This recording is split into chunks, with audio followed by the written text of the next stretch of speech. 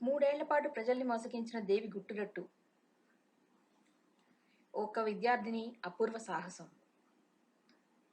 మూడేళ్ల పాటు ప్రజల ప్రశ్నలను చూడకుండా సమాధానం చెప్పి దాన్ని దేవుడి అంశకు ఆపాదిస్తూ ప్రజల నుంచి లక్షలు వసూలు చేస్తూ వచ్చిన సిద్ధేశ్వరీదేవి రహస్యాన్ని తులసి అనే విద్యార్థిని అపూర్వ ధైర్య సాహసాలు ప్రదర్శించి బహిర్గతం చేసింది.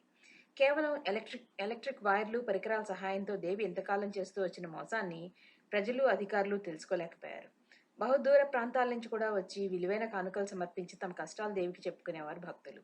అయితే ఈ దేవి స్త్రీ కాదని, పురుషుడని తెలుస్తోంది. పోలీసులు ఈ దేవి రూపంలో ఉన్న వ్యక్తి కోసం గాలిస్తున్నారు. ఇది మర్నాడు పేపర్లో వచ్చిన వార్త. ఏమిటి, ఏదో అడ్వెంచర్ చేసావుట? శారదతో ఫోన్లో మాట్లాడిన తర్వాత కూతురుతో మాట్లాడుతూ అన్నాడు శ్రీధర్.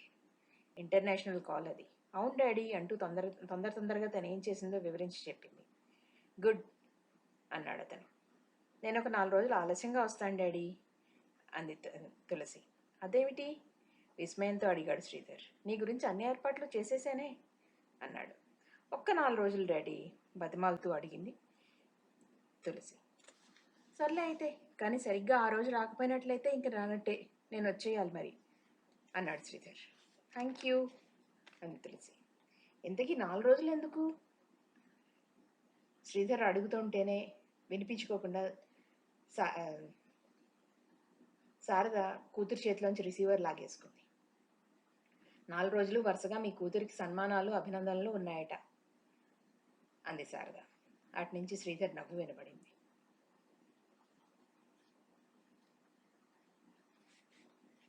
మీరు మా పత్రికకి ఒక వ్యాసం రాయాలి అన్నాడు కరెస్పాండెంట్. దేని గురించి అడిగింది తులసి.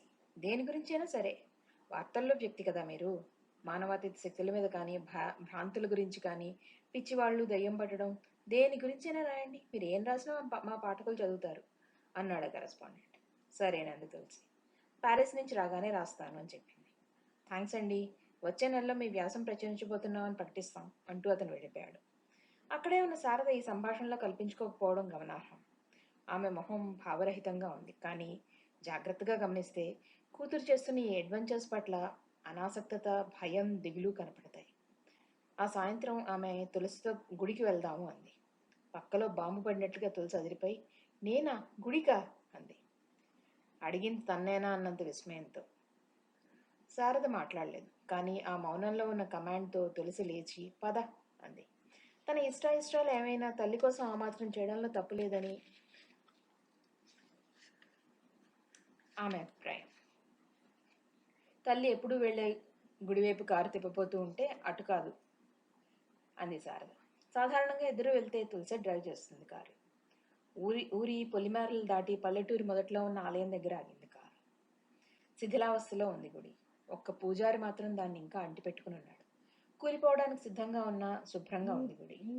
200 అడుగులు ఎత్తు గోపురం, గర్భగుడి చీకటి, గబ్బిలాల మత్తు వాసన, దేవుడి ముందు నిశ్శబ్దంగా వెలిగే జ్యోతి, చేతులు జోడించి కళ్ళు మూసుకున్న తల్లి, హారతి పళ్ళెం పట్టిన వృద్ధుడి మొహంలో నిర్మలత్వం అంతా గమనిస్తోంది తులసి. ఈసారి ఎందుకు ఆమెకి ఇది తెలివైనవాడు తెలివి తక్కువ వాడి మీద ఆడుకునే ప్రక్రియగా కనపడలేదు. బాగున్నావా తల్లి అడుగుతున్నాడు పూజారి. శారద తలూపి అరుగు మీద స్తంభానికి ఆనుకుని కూర్చుంది. తులసి గుడి అవతలి ప్రాంగణంలోకి నడిచింది. అక్కడక్కడ రాళ్ల మీద విగ్రహాలు, పిచ్చి మొక్కలు, పాచిపట్టిన కోనేరు, చుట్టూ స్తబ్దమైన నీరు. ఆమెకెందుకో చిత్రమైన స్పందంతో ఒళ్ళు జలధరించింది. విపరీతమైన శబ్దాలు చేసే యంత్రాల మధ్య నుంచి ఒక్కసారిగా నీరవంలో అలసట తీర్చుకున్న భావన. తల్లి అలికిడి వినిపించడంతో ఆలోచనల నుంచి తెప్పరిల్లి కారు దగ్గరికి కదిలింది. కారులో కూడా ఎవరూ మాట్లాడుకోలేదు. పచ్చటి పొలాల మధ్య నుంచి చల్లటి గాలి రివ్వున వీస్తోంది. ఇప్పుడు చెప్పు, దేవుడున్నాడా? నిశ్శబ్దం నుంచి వచ్చిన తల్లి ప్రశ్నకి తులసి ఉలిక్కిపడింది. అంత హఠాత్తుగా ఆ రకమైన ప్రశ్నని తులసి ఊహించలేదు. దేవుడు అన్న ప్రశ్నకి సమాధానం మనం చెప్పుకునే జవాబు మీద ఆధారపడి ఉంటుందని నా ఉద్దేశం. మనిషి ఎలా బతకాలనుకుంటాడు? ప్రశాంతంగా, ఆనందంగా, అవునా? మరి ఆ ప్రశాంతత, ఆనందం మనిషికి భక్తిలో దొరికితే ఆ భక్తిని దేవుడికి ఆపాదించుకుంటే మీ అందరికీ అభ్యంతరం ఎందుకు అంది శారద. నేను ఎక్కువగా చదువుకోలేదు, ఇంగ్లీష్లో వాదించలేను కూడా. భక్తి ఒక హెల్యూసినేషన్, భ్రాంతి అని నువ్వంటే నా దగ్గర సమాధానం లేదు, కానీ ఆ భ్రాంతి నాకు ఆనందాన్ని ఇస్తుంది. అలాంటప్పుడు దాన్ని ఎందుకు వదులుకోవాలి నేను? తిరిగి అంది శారద. తులసి, మనుషులందరూ నీ అంత మానసిక స్థైర్యం, డబ్బు సమస్య లేకపోవడం, మంచి ఆరోగ్యం, బలమైన మనస్తత్వం కలిగి ఉంటారనుకోకు. చాలా బలహీనమైన వాళ్ళు. ఏమాత్రం కష్టం వచ్చినా ఏదో ఒక అండ కోసం వెతుక్కుంటారు. ఆ అండే దేవుడు. దేవుడు మనిషికి బలాన్ని ఇస్తాడు. తిరుపతి కొండ గచ్చు మీద అటు ఇటు పొర్లుతూ భక్తితో గోవింద గోవింద అని అరిచే భక్తుల్ని చూసి జాలిపడే అవసరం లేదు తులసి. నీ విజ్ఞానం, నీ కాంట్రడిక్షన్లు నీకు అలాంటి స్థితి తీసుకురాలేకపోయాయే అని నీ మీద నువ్వే జాలిపడాలి. ఆ మెంటల్ బ్యాలెన్స్ నీకు వచ్చాక మళ్ళీ ఈ గుడి, ఈ ప్రశాంతత, వీటిని ఆశ్రయిస్తావు నువ్వు కూడా. అప్పుడు నీ మనసుని సరైన మార్గంలో పెట్టడానికి, నీకు మరింత శాంతి దొరికే మార్గాన్ని సూచించడానికి ఒక పుస్తకం కానీ ఒక గురువు కానీ లభిస్తారు. ఆ పుస్తకం భగవద్గీత కావచ్చు, ఆ గురువు ఒక బాబా కానీ అమ్మ కానీ కావచ్చు. తులసి, ఈరోజు నువ్వు సాధించిన విజయం అపూర్వమే, కానీ ఈ ఒక్క విజయంతోనూ బాబాలందరూ మోసగాళ్ళని, దేవుడే లేడనే నిర్ణయానికి రాకు. మనిషి దుఃఖాన్ని పోగొట్టడానికి జీవితాన్ని త్యాగం చేసిన మహర్షులు ఎంతమందో ఉన్నారు. ఆ బాబాలు డబ్బు కోసం చేయరు ఇదంతా. అయితే నువ్వు అడగొచ్చు, మరి ఈ బాబాలు ఎందుకు గాలిలోంచి లింగాలు బూడిదలు తెప్పిస్తున్నారు అని. చాలా మంచి ప్రశ్న ఇది. ఎటు తోచిన పరిస్థితుల్లో కొట్టుమిట్టాడుతున్న మనిషికి ఏదో ఒక అద్భుతం చూపిస్తే తప్ప దేవుణ్ణి నమ్మరు. మళ్ళీ నీకు ఇంకొక ప్రశ్న రావచ్చు, మనిషిని ప్రొడక్టివ్ పని చేసే స్థితి నుంచి ఏమీ లభించని భజనలు, భక్తి గీతాలు, పూజల వైపు ఎందుకు తిప్పుకోవాలి అని. నిజమే, దేశంలో ఈ భక్తి వల్ల ప్రొడక్టివిటీ తగ్గిపోతుంది. ఏమాత్రం ఎకనామిక్స్ చదువుకున్నా తెలుస్తుంది, ప్రగతికి అది అడ్డుపడుతుంది అని. మరి ఈ ప్రగతి ఎల్ఎస్డీలు, మత్తు ద్రవాలు, సినిమాలు అన్నింటినీ సృష్టించింది కదా. వాటన్నింటితో పోల్చుకుంటే భక్తి నిరపాయకరమైన వ్యసనం కదా. శారద మాట్లాడుతుంటే తులసి అప్రతిభరాలైతోంది. తన తల్లిలో ఇంత అనలిటికల్ నాలెడ్జ్ ఉందని ఆమె ఊహించలేదు. విస్మయం ఆమెని ఎంతగా కప్పేసిందంటే దాని నుంచి తేరుకోవడానికి ఆమెకి దాదాపు 5 నిమిషాలు పట్టింది. నేను చెప్పింది తప్ప? అస్పష్టంగా గొణిగింది. లేదు అంది శారద. సిద్ధేశ్వరి రహస్యం బట్టబయలు కావాల్సిందే. కానీ తులసి, నాకు సిద్ధేశ్వరి కన్నా నువ్వెక్కువ. 20 ఏళ్ల వయసు చాలా చెడ్డది. పరిస్థితుల ప్రభావం చాలా ఉంటుంది. పక్క వాళ్ళ మాటలు విని కుర్రవాళ్ళు 4-5 సంవత్సరాల పాటు తాత్కాలికంగా విప్లవకారులుగా మారేది ఈ వయసులోనే. విప్లవం మంచిదే, కానీ దాని గురించి పూర్తిగా తెలుసుకోవాలి కదా. ఈ అభినందనలు ఇవన్నీ నిన్ను దేవుడు లేడు అన్న వైపుకి గుడ్డిగా తీసుకెళ్తాయేమో అని నా భయం అంది శారద. దేవుడు లేడు అంది తులసి స్థిరంగా. కానీ ప్రశాంతత ఉంది, భక్తి ఉంది, నమ్మకం ఉంది అంది శారద. అదే నేను చెప్పేది. అప్పుడే ఒక నిర్ణయానికి రావడానికి నీకున్న వయసు, అనుభవం సరిపోవు. ఈరోజు నిన్ను అభినందిస్తున్న వాళ్లలో సగానికి పైగా ఆపద సమయంలో దేవుణ్ణి నమ్మిన వారే. ఇక్కడ దేవుడు అంటే సింహాసనం మీద అప్సరసల మధ్య కూర్చునేవాడని కాదు. నీటికి 4 డిగ్రీల దగ్గర మార్పు పెట్టి మంచుని నీటిలో తేలుస్తున్న శక్తి.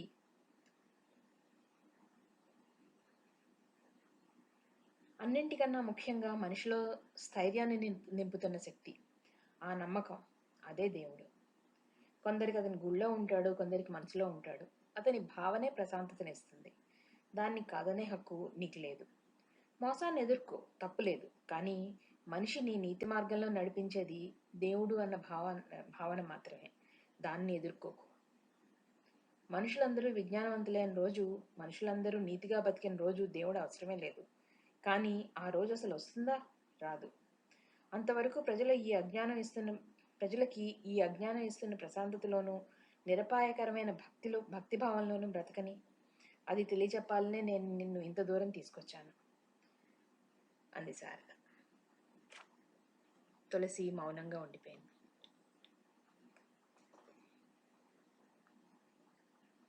దార్కా ఒక చిన్న పురెని సంపాదించాడు. మిగిలిన కొద్దిపాటి డబ్బుతోనూ ఒక కోడిని కొన్నాడు. పంచమూలక ద్రవాలు అంతకు ముందు రోజే దగ్గర తెచ్చిపెట్టుకున్నాడు. అంతకు ముందు ఒక రోజు నుంచి అతను ఉపవాసం ఉన్నాడు. ఆ రాత్రి అతను నిద్రపోలేదు. చాలాసేపు దేవతారాధన చేస్తూ కూర్చున్నాడు. కొంచెంసేపు గురువైన విశాసిని ధ్యానించాడు. ఆ తర్వాత ఆచార్యుల వారిని. దాదాపు 12 అవుతుండగా మిగతా కార్యక్రమానికి ఉపకరించాడు. ఎండకి దాహంతో కాకి అరుస్తోంది. సత్రం నిర్మానుష్యంగా ఉంది. కోడి రక్తంతో ముగ్గు వేశాడు. ఆ ముగ్గు మధ్యలో అతను కూర్చొని పుర్రెని ఎదురుగా పెట్టుకున్నాడు. క్షుద్రదేవతల్లో ముఖ్యుడైన శివుడిని అతను ప్రార్థించాడు ముందు. తర్వాత కాశ్మోరాని, ఆ తర్వాత క్షిత్ని. మంత్రగాళ్లు తమ మరణాన్ని పగటిపూట, అందులోనూ మధ్యాహ్నం పూట కోరుకుంటారు. తన మరణాన్ని ఏ బాధ లేకుండా తనకి ప్రసాదించమని దార్క క్షుద్రదేవతలను ప్రార్థిస్తున్నాడు. తులసిని పట్టుకోలేకపోయినందుకు ఈ ఆత్మహత్య చేసుకుంటున్నాడు అతను. 12 అవుతోంది, ఇంకా బయలుదేరలా? అడిగింది శారద. వచ్చేస్తున్నా అని ఫోన్లో ఆఖరి స్నేహితురాలు గుడ్ బై చెప్పేసి సోఫాలోంచి లేచింది తులసి. నౌకరు సామాన్లు కారులో పెట్టాడు. ఎన్ని గంటలకి ఫ్లైటు? అడిగింది శారద. 2:30 అంది తులసి. అబ్రకదబ్రా డ్రైవ్ చేస్తున్నాడు. పక్కనే తులసి కూర్చుంది. వెనక సీట్లో శారద. తిరిగి ఎప్పుడొస్తున్నావు? అడిగాడు అబ్రకదబ్రా. నాకేమో సెలవులు 2 నెలల్లో అక్కడే ఉండిపోవాలనుంది అంకుల్, కానీ డాడీ 15 రోజుల్లో వచ్చేయాలి అంటున్నారు. ఎలా అయినా ఓ నెలైనా ఉంటాననుకో, నవ్వింది తులసి. కాశ్మోరా నిద్ర లేవడానికి సరిగ్గా 20 రోజులున్నప్పటికీ. పంచమూలక ద్రవంతో బంధాన్ని గీశాడు దార్క. ముగ్గుకి అవతలగా అక్కడో సింహపు బొమ్మని బొగ్గుతో వేశాడు. ఉన్న 2 నిమ్మకాయలు ఉత్తర దిక్కుగా కోసిపెట్టాడు. 5 నిమిషాల క్రితమే స్నానం చేసిన ఎండకి చెమట ధారాపాతంగా కారుతోంది. గాలి కూడా స్తంభించింది. కాకి అరుస్తూనే ఉంది. నడుముకి చిన్న గుడ్డ తప్ప ఇంకే ఆచ్ఛాదన లేదు. సత్రపు గది ద్వారానికి తలుపు లేదు. తొందరగా తంతు నిర్వహించాలి. అతను చాలా కామ్గా తొందరగానే తన పని తను చేసుకుపోతున్నాడు. కోడి రక్తంలో చూపుడు వేలు ముంచి ఛాతీ మధ్య నుంచి బొడ్డు వరకు గీత గీశాడు. సరళ రేఖ. నడుముకి చెరోవైపున చేతులు పెట్టుకుని వేళ్లు ఆ గీత మీద పెట్టాడు. గోళ్లు నెమ్మదిగా లోపలికి దిగుతున్నాయి. 12 అవడానికి ఇంకొక నిమిషం ఉంది. ఎయిర్పోర్ట్ వైపు దూసుకుపోతోంది కారు. ఫారిన్ నుంచి నాకేం తెస్తావు? అబ్రకదబ్రా అడిగాడు. తులసి గొంతు బొంగురుని చేసి, మాయామంత్రాల మహిమాన్విత మంత్రదండం అంది. ఆ తర్వాత నవ్వేసింది. అబ్రకదబ్రా కూడా నవ్వేశాడు. కానీ శారద నవ్వలేదు. దాదాపు 10 సంవత్సరాల క్రితం ప్యారిస్ నుంచి నాకేం తెస్తావు పాపా అని డాక్టర్ అడగడం, స్టెథోస్కోప్ అని తులసి అనడం, ఎయిర్పోర్ట్లో పాప మూర్ఛపోయి ప్రయాణం ఆగిపోవడం అన్నీ వరుసగా గుర్తొచ్చాయి ఆమెకి. ఆ సమయంలో అది గుర్తురావడం ఆమెకి అంత బాగా అనిపించలేదు. ఏదో అనబోతుంటే తులసి చప్పున పక్కకి తిరిగి, ఒక్క నిమిషం అంకిల్, ఇక్కడ కారాపు అంది. మళ్ళీ ఇంకో ఫ్రెండా? అన్నాడు అబ్రకదబ్రా కారు పక్కకి తీసి ఆపు చేస్తూ.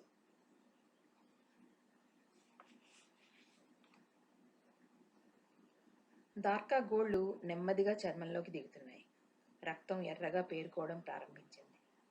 ముగ్గు మధ్యలో ఉన్నాడు అతను. ముగ్గు అవతల గాలిలో నెమ్మదిగా కలకలం బయలుదేరడం తెలుస్తోంది. ఆ బంధాన్ని దాటి లోపలికి వచ్చే వీల్లేదు శక్తులకి. అతడు మరింత ఆసక్తుడైతే కాని. అప్పుడు కానీ అవి లోపలికి ప్రవేశించలేవు. ఈ లోపుగా తన ప్రాణం పోవాలి. అది అతని ప్రయత్నం. వేళ్లు కొంచెం లోపలికి దిగ్గానే మంత్రోచ్చారణ ఆపకుండా పేగులు లాగేయాలి. ప్రాణం ఒక్కసారిగా పోవాలి.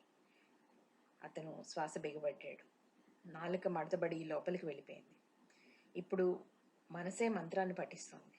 చివరిసారి అతడు వేళ్ల చివరిలోకి బలాన్ని తీసుకున్నాడు. కళ్ళు మూసుకుని చీల్చుకోబోతుంటే అప్పుడు వినిపించింది, హలో అని. అతను చప్పున కళ్ళు తెరిచాడు. గాల్లో కలకలం చప్పున ఆగిపోయిన భావన. ఎదురుగా గుమ్మానికి ఆనుకుని చేతులు కట్టుకుని నవ్వుతూ నిలబడింది తులసి. నేను తులసిని. ఎయిర్పోర్ట్కి వెళ్తుంటే దారిలో సత్రం చూసేసరికి గుర్తొచ్చింది, నేను ఇక్కడ దింపాను కదా అని. హౌ ఆర్ యూ అంది తులసి.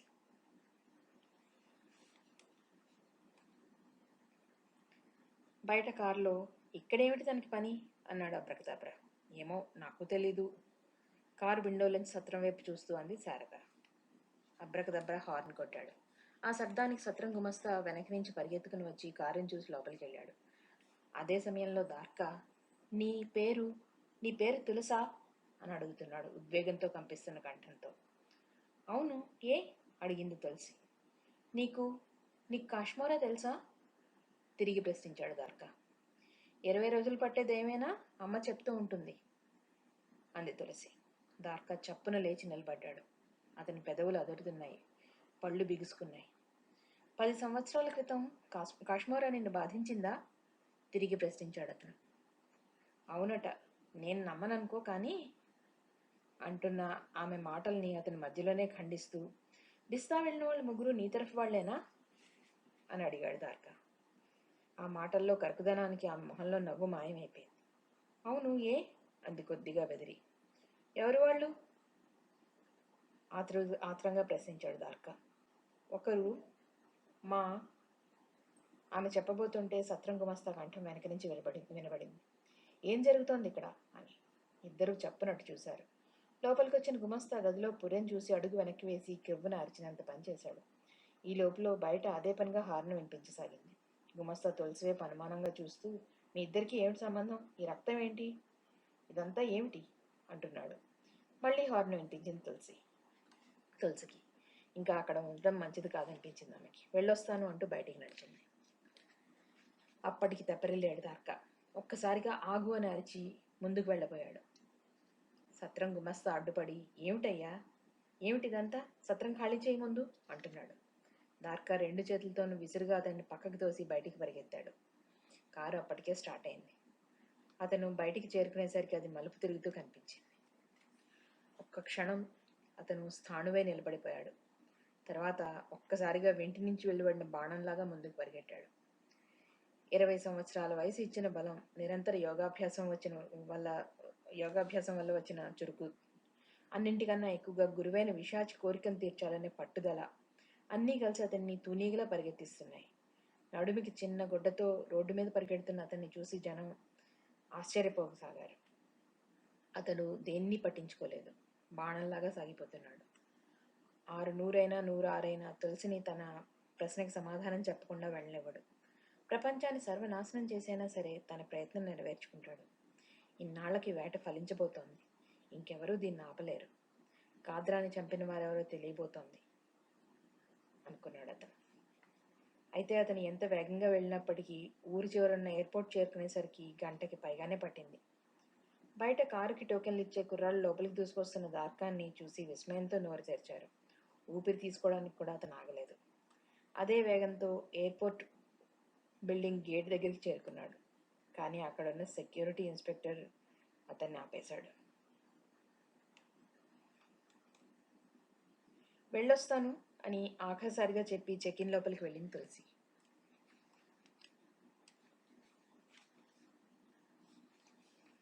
దార్కా మొహం కసితో రోషంతో ఎర్రబడింది. 10 సంవత్సరాల తపస్సు ఫలితం ఆఖరి క్షణంలో అందబోయి చివరి క్షణంలో చేజారిపోతోంది. తులసితో పాటు వచ్చిన వాళ్ళ జాడైనా తెలిస్తే బాగుండు, కానీ అంతమందిలో వాళ్ళని ఎలా కనుక్కోవడం? దార్కా అక్కడి నుంచి బయటకు వచ్చి చూశాడు. ఎడంవైపు జనం ఉండడం చూసి అటు పరిగెత్తాడు. విమానం మెట్లు ఎక్కుతూ తులసి వెనక తిరిగింది. చెయ్యి గాల్లో కూపి లోపలికి వెళ్ళిపోయింది. ఆమె వెనకే తలుపు మూసుకుంది. లోపల తులసి ఎర్ర లైట్ వెలగగానే సీట్ బెల్ట్ బిగించుకుంది. ముందు సీట్ కవర్లో ఉన్న పేపర్ తీసుకుని చదువుకుంటూ కూర్చుంది. దార్కా అక్కడి నుంచి కదిలాడు. జనం నుంచి తప్పుకుని ఇంకా కుడివైపుకి వెళ్ళాడు. పక్కనే నిలబెట్టి ఉన్న వాహనాలు వరుసగా కనిపిస్తున్నాయి. వాటి మధ్య రన్వే ఎండకి మెరుస్తోంది. అక్కడ జనం లేరు. దార్కా క్షణం అటు ఇటు చూసి వాటి మధ్యగా పరిగెత్తాడు.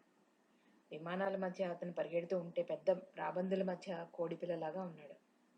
ఇంకో 100 అడుగులు పరిగెడితే అతను విమానాన్ని చేరుకుంటాడు. కానీ ఎలా? అక్కడంతా గ్రౌండ్ స్టాఫ్ ఉన్నారు. ఏం చేయాలో తోచక అతను ఒక్క క్షణం తటపటాయించాడు. అతని కళ్ళు ఎర్రగా నిప్పులు వర్షించడానికి సిద్ధంగా ఉన్నాయి. విమానం లోపల ఎయిర్ హోస్టెస్ చెప్తోంది, good afternoon everybody. IC 128 Bombay చేరే టైం 5:30. విమానాన్ని నడుపుతుంది కెప్టెన్ మాధుర్ వగైరా వగైరా. తులసి సీట్ వెనక్కి వాలి కళ్ళు మూసుకుంది.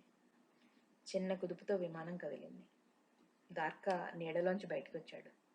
సూర్యకిరణం వాలుగా పడుతోంది. విమానం విపరీతమైన శబ్దంతో బయలుదేరబోతోంది. దార్కా నిస్సహాయంగా నిలబడి ఉన్నాడు. చివరిగా వచ్చి చేరింది. చేజారిపోతుందన్న దిగులు, బాధ, కంట్లో ఒక నీటి పొర. ఎయిర్ హోస్టెస్ ట్రేలో చాక్లెట్లు పట్టుకొచ్చింది. తులసి చిరునవ్వుతో 2 తీసుకుని థ్యాంక్ యూ అంది. విమానం కొద్దిగా జర్కు వచ్చి ఆగిపోయింది. ప్రయాణికులు ముందుకు తూలారు. అన్ని వైపులా మూసి ఉంది కాబట్టి వినబడలేదు, కానీ లేకపోతే టప్మని శబ్దం ప్రయాణికులు వినేవారే. విమానం కొద్దిగా పక్కకు తోలింది. ప్రయాణికుల్లో హాహాకారాలు బయలుదేరాయి. రన్వే మీదకు వెళ్లకుండానే గాలిలో తేలకుండా విమానం పక్కకు ఒరగడం అనుభవజ్ఞుడైన మాధురికే విభ్రాంతి కలిగించింది. ఎదుటి అద్దంలోంచి బయటికి చూశాడు. ప్లేన్ వైపు 4 పరిగెత్తుకుంటూ రావడం కనిపించింది. ఏం జరుగుతోంది బయట? అతని నుదుటి మీద చెమట పట్టింది. సీట్లోంచి లేవబోతుంటే ఎదుటి మీటర్ల వైపు చూసి అదిరిపడ్డాడు. టెంపరేచర్ సూచించే ముళ్ళు వేగంగా ముందుకు కదులుతోంది. అతని చూపుడు వేలు ఎర్ర బటన్పై అప్రయత్నంగా వెళ్ళింది. బటన్ నొక్కబడ్డం, చిన్న విస్ఫోటనం 2 ఒకేసారి జరిగాయి. అతను క్యాబిన్ తలుపు తెరుచుకుని ముందుకు రాబోయి ఆ దృశ్యాన్ని చూసి నిశ్చేషుడై ఆగిపోయాడు. కొంతమంది మొహం కప్పుకుని ఏడుస్తున్నారు. కొంతమంది హిస్టీరియా పట్టినట్టుగా అరుస్తున్నారు. నడుముకు అడ్డంగా బెల్ట్ కట్టి ఉన్నా కూడా విప్పుకోకుండా కొంతమంది లేవడానికి ప్రయత్నిస్తున్నారు. అప్పుడు చూశాడు అతను. కిటికీ ఓవెల్ షేప్ అద్దాల అవతల ఎర్రటి మంటలు విమానం కింద నుంచి పైకి వస్తున్నాయి.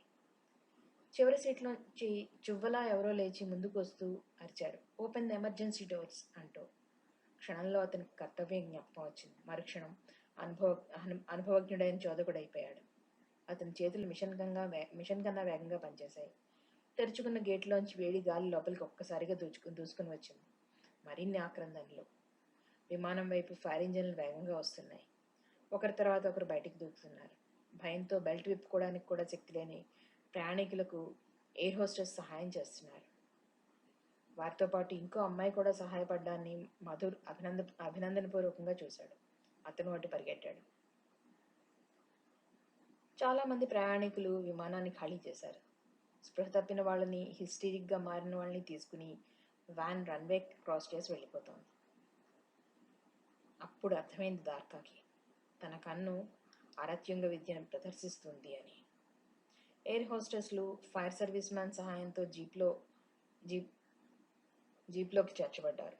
ఖాళీ కుర్చీల మధ్య కాలుతున్న కార్పెట్ మీద అతను మౌనంగా నిలబడ్డాడు. అప్పటి వరకు కళకళలాడుతున్నది శ్మశానంగా మారుతోంది. అతను కూడా దూకపోతుంటే వెనక నుంచి అలికిడి వినిపించింది. మిగిలిపోయిన అమ్మాయి పరిగెత్తుకుంటూ వస్తోంది. యూ ఇడియట్, జంప్ ఫాస్ట్ అంటూ అరిచాడు అతను. ఆ క్షణం అతనికి అమితంగా కోపం వచ్చింది. అటువంటి పరిస్థితుల్లో ప్రయాణికులందరూ దిగారో లేదో చూసుకున్నాకనే ఎయిర్ హోస్టెస్లు తమ ప్రాణాలను రక్షించుకునే ప్రయత్నం చేయాలి. ప్రాణం మీద ప్రేమ రూల్స్ని లెక్క చేయలేకపోవచ్చు, కానీ మాథుర్ విధి నిర్వహణ పట్ల ఖచ్చితంగా ప్రవర్తించే పైలట్లలో ఒకడు. తను తిట్టిన అమ్మాయి అప్పటి వరకు తనకు సహాయపడిన అమ్మాయి అని గుర్తించగానే సారీ అన్నాడు నొచ్చుకుంటూ. మళ్ళీ వెంటనే గెట్ అవుట్ క్విక్ అంటూ అరిచాడు. తులసి మొహం అప్పటికే వేడిగా బాగా కమిలిపోయింది. రాడ్ని 2 చేతులతోనూ పట్టుకుని డైవ్ చేసింది. ఆమె వెనకే మాధుర్ దిగబోయాడు. విమానం సీటు తలకి కొట్టుకుంది. క్షణం పాటు స్పృహ తప్పుతున్న అనుభూతి. 2 చేతులు కార్పెట్ మీద ఆనించి లేవబోతుంటే చెవులు బద్దలయ్యేలా శబ్దం వినిపించింది. ముందు అతని శరీరం గాలిలో 1గా లేచింది. తర్వాత 2 అయింది, 4 అయింది. ఒక చెయ్యి, కాలు శరీరం నుంచి విడిపోయి ఛిద్రమైన అంగాలతో ప్రాణంతో పాటు గాల్లో కలిసిపోయాయి.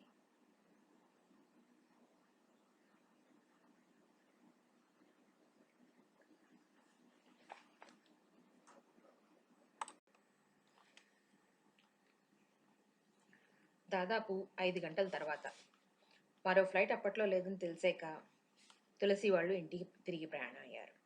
రన్వే మీద ఇంకా ఫైర్ ఇంజన్లు తిరుగుతూనే ఉన్నాయి. పైలట్ చనిపోయినట్లుగా తులసికి తెలియనివ్వలేదు అబ్రకదబ్రా. నిజానికి లోపల మంటల్లో చిక్కుకున్న తులసి కంటే విజిటర్స్ లాంజ్లో చూసిన శారద ఎక్కువగా హడావిడి చేసింది. కొద్దిగా మంటలను చూడగానే ఆమె కెవ్వున అరిచి స్పృహ తప్పి పడిపోయింది.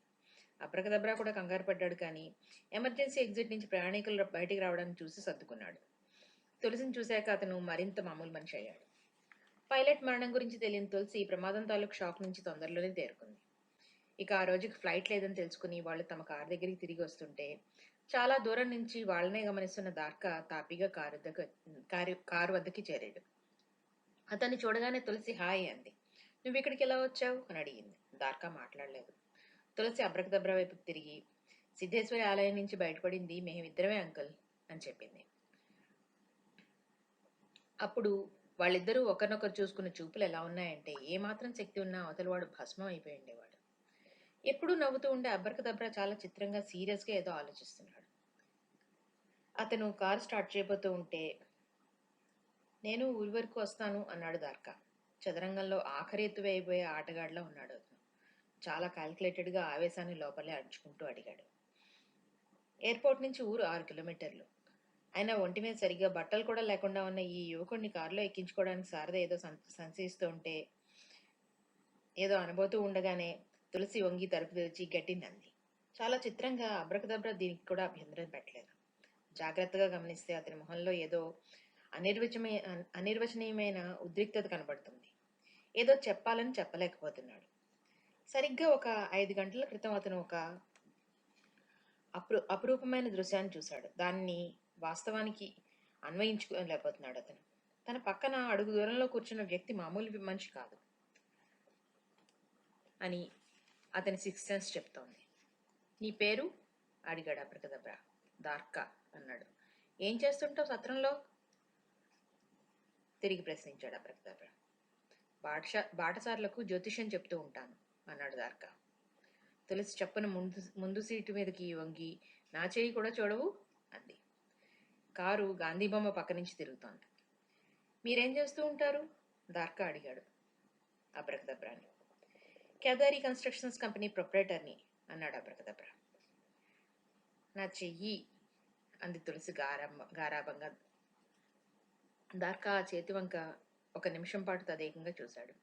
దాదాపు 10 ఏళ్ల వయసులో నీకు ప్రాణాపాయం సంభవించింది. 3 వ్యక్తులు నేను రక్షించారు అన్నాడు దార్కా. కరెక్ట్ అంటూ అరిచింది తులసి. అబ్రకదబ్ర శారద కూడా చాలా విస్మయంగా చూశారు అతన్ని. ఆ 3 ఎవరు వాళ్ళు అడిగాడు దార్కా చాలా క్యాజువల్గా మామూలు కంఠంతో. మా డాడీ శ్రీధర్, ఈ అబ్రకదబ్ర అంకుల్, లాయర్ విద్యాపతి అంది తులసి తేలిగ్గా. దార్కా పెదవుల మీద విజయపూర్వకమైన నవ్వు కదిలింది. కారు ఆపుతారా సత్రం వచ్చేసింది అడిగాడు నమ్రతగా. కారు ఆగింది. డోర్ తీయడం అతనికి సరిగ్గా రాలేదు. దిగి మళ్ళీ తలుపు వేస్తూ ఉంటే చూపుడు వేలు ఆ సందులో ఇరుక్కుంది. సారీ అన్నాడు అబ్రకదబ్ర. పర్లేదు అన్నాడు దార్కా. కారు కదిలింది. తులసి కారులోంచి చెయ్యి ఊపింది. చూపుడు వేలు నుంచి కారుతున్న రక్తాన్ని బొటన వేలుతో అదింపట్టి దార్కా కూడా చెయ్యెత్తాడు. కారు నెమ్మదిగా అదృశ్యమైంది. అతను అలాగే కొంచెం సేపు నిలబడి ఆ తర్వాత సత్రంలో తన గదిలోకి నడిచాడు. దొరికారు విశాచి. 3 దొరికారు. ఇన్నాళ్లకి మన పక్క తీరబోతోంది. మొదటివాడిని భస్మం చేస్తాను, రెండో వాణ్ణి మానసికంగా చిత్రవద చేస్తాను, 3వ వాణ్ణి ఈ చేతులతో స్వయంగా చంపుతాను అనుకున్నాడు దార్కా మనసులోనే. సత్రం గోడలన్నీ మరకలు బట్టున్నాయి. అయినా తెల్లగానే ఉన్నాయి. తన చూపుడు వేలు రక్తంతో ఆ గోడ మీద 3 పేర్లు రాశాడు అతను. చాలా వికృతంగా భయంకరంగా ఉన్నాయి అక్షరాలు.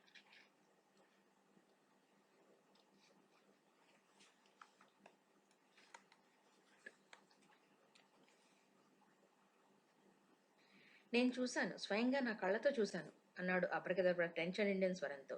నిజానికి నేను అప్పుడే అరుద్దాం అనుకున్నాను, కానీ అందరూ పిచ్చివాడు అంటారని ఊరుకున్నాను అన్నాడు అబ్రకదబ్ర. పండిత్, జయదేవ్ ఇద్దరూ వింటున్నారు. అతన్ని అక్కడ చూడగానే అనుమానం వచ్చింది. కాశ్మారా గురించి పేపర్లో ప్రకటించిన వాడు అక్కడ ఎందుకున్నాడా అని. తర్వాత అతను నా పక్కనే కారులో కూర్చుని ఊళ్ళో దాకా వచ్చాడు కూడా. తులసికి సిద్ధేశ్వరి ఆలయంలో పరిచయం అయిన వాడు కూడా అతనేనట అన్నాడు అబ్రకదబ్ర. నాన్ సెన్స్ అన్నాడు జయదేవ్. మనిషి కళ్ళల్లోంచి కిరణం బయలుదేరిందా, అది విమానాన్ని కాల్చేసిందా? ఇంకా నయం, శివుడు 3వ కన్ను తెరచడం లేదు అని నవ్వుతూ తిరిగి ఏం పండిత్ అన్నాడు జయదేవ్. నా కళ్ళతో నేను చూడకపోతే నేను నమ్మేవాడిని కాదు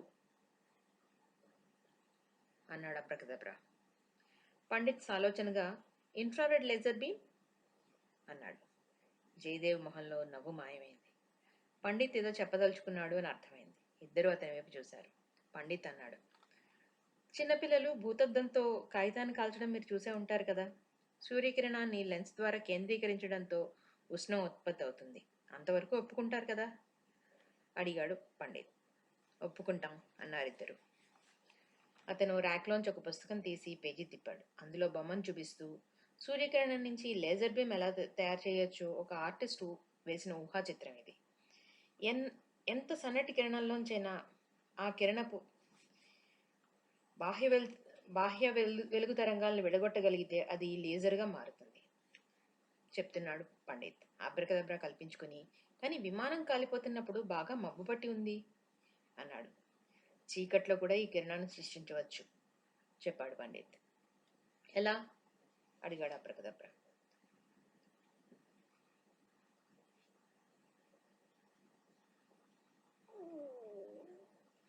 జియాలజీ చదువుకున్న వాళ్ళకి క్వాట్ల గురించి తెలుస్తుంది. భూమిలో ఉండే ఒక రకమైన రాళ్ళు ఇవి. వీటికి సూర్యశక్తిని తమలో దాచుకునే గుణం ఉంది. జపాన్ వాచీలు సూర్యశక్తితో ఆటోమేటిక్గా తిరగడం కోసం ఉపయోగించేది ఈ రాళ్ళనే.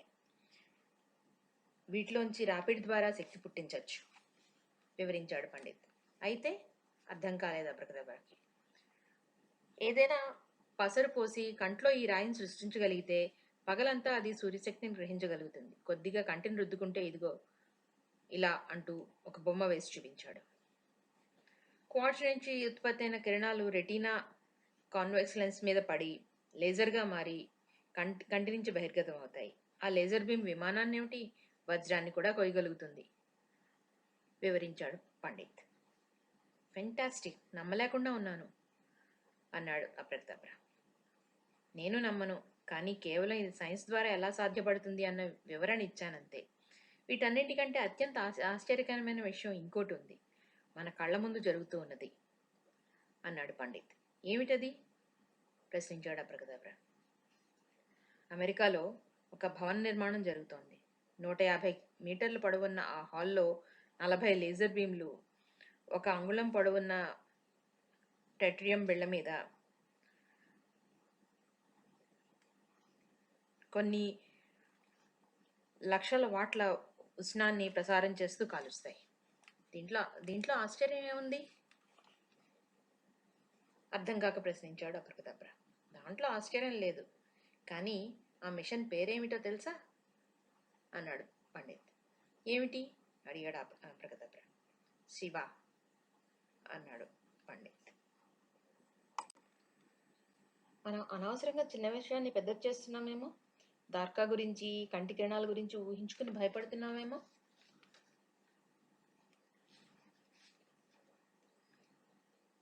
ఇంకో ఏదైనా సంఘటన జరిగితే అప్పుడు ఆలోచిద్దాం కారు దిగుతూ అన్నాడు పండిత్.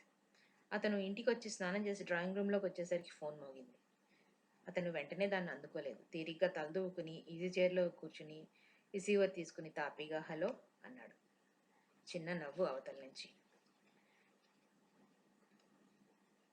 జయదేవ్ మొహం చిట్లించి ఎవరు అన్నాడు. నేను, శ్రీనివాస్ పిళ్ళైని మృదువుగా వినిపించింది కంఠం. How are you professor Jayadev అడిగాడు పిళ్ళై. గడియారం టిక్ టిక్ మన శబ్దం తప్ప ఇంకేమీ వినపడటం లేదు. ఇరువైపుల నుంచి నిశ్శబ్దం మరింత భయంకరంగా ఉంది. చదరంగంలో ఎత్తు వేసేవాళ్లు తమలో తామే ఆలోచించుకుంటూ నిశ్శబ్దంగా ఉన్నట్లుగా ఇద్దరూ మౌనంగా ఉన్నారు. ముందు కదిలింది జయదేవే. చెప్పు అన్నాడు. అవతల నుంచి మళ్లీ నవ్వు. చాలా కాలానికి కలుసుకున్నాం కదా, 10 సంవత్సరాలు పైగా అయింది. అయినా ఆ రోజు నాకు చాలా బాగా జ్ఞాపకం ఉంది జయదేవ్. టప్ టపా టప్ అన్నాడు పిళ్ళై నవ్వుతూ. జయదేవ్ వెన్ను జలధరించింది. ప్రత్యర్థి తెలివితేటలు, బలం అంతా అతని నవ్వులోనే కనపడుతోంది. గొంతు దగ్గర ఘాటు పెట్టి రక్తం తోడేస్తూ కూడా నవ్వుతూ ఉండగలిగే క్రౌర్యం ఆ నవ్వులో ఉంది. 24 గంటల నరకం. టప్ టప్ మని. నిజంగానే పిచ్చెక్కిపోయాను జయదేవ్. నీ తెలివితేటలకి నా జోహార్లు. పిళ్ళై కంఠంలో హఠాత్తుగా మార్పు వచ్చింది. ఈసారి నేను నీతో ఆడుకోవాలనుకుంటున్నాను ప్రొఫెసర్. 24 గంటల బదులు 24 రోజులు. ఈ 24 రోజులు నువ్వు అనుక్షణం ప్రాణభయంతో చావాలి. 24 24 రోజుల్లో నేను నిన్ను చంపుతాను. 24 గంటల పాటు నేను అనుభవించిన ఈ నరకాన్ని నువ్వు 24 రోజులు అనుభవించాలి. 24వ రోజు నీ మరణం ఖాయం అని ఫోన్ పెట్టేశాడు పెళ్ళాయి. విశాలమైన రూమ్ చాలా మసగ్గా ఉంది. పెళ్ళాయి లేచి అద్దం దగ్గరికి వచ్చాడు. డ్రెస్సింగ్ టేబుల్ పక్కనే బ్రీఫ్ కేస్ ఉంది. అందులో 50 లక్షల పైగా డబ్బు ఉంది. సిద్ధేశ్వరి రూపంలో ప్రజల అజ్ఞానం మీద సంపాదించింది. అతను అద్దంలోకి చూసుకున్నాడు. జుట్టు మధ్య నుంచి 2 వైర్లు భుజం కిందకి, అక్కడ ఒక చిన్న ప్యాకెట్, శరీరంలో అంగంగా మారిపోయిన లోహపు ప్యాకెట్. జీవితాంతం దాన్ని భరిస్తూ తిరగడం ఎంత దుర్భరమో అది అనుభవించే వాళ్ళకే తెలుస్తుంది. దీనంతటికీ కారణం జయదేవ్. అతన్ని చంపాలి. సిద్ధేశ్వరి రూపంలో అది చాలా సులభంగా అయి ఉండేది, కానీ చంపడం మరింత ఆహ్లాదకరంగా కూడా ఉండేది. కానీ అది కుదరకుండా చేసింది ఇద్దరు. తన గమ్యం ₹1,00,00,000 సంపాదించడం. అది చేరకముందే అడ్డుపడింది ఇద్దరు. వాళ్ళని కూడా చంపాలి. దార్కా రక్తంతో గోడల మీద పేర్లు రాసినట్లే పెళ్ళయి పెన్తో అద్దం మీద ఆ పేర్లు రాశాడు. ప్రొఫెసర్ జయదేవ్, తులసి, దార్కా. తెలివైన వాళ్ళు తాము చంపాలనుకున్న వాళ్ళని కత్తుల ద్వారా కానీ పిస్తోళ్ల ద్వారా కానీ చంపరు. మానసికంగా హింసించి చివరికి ప్రాణం పోయేటట్లుగా చేస్తారు. శ్రీనివాస పిళ్ళై చాలా తెలివైనవాడు.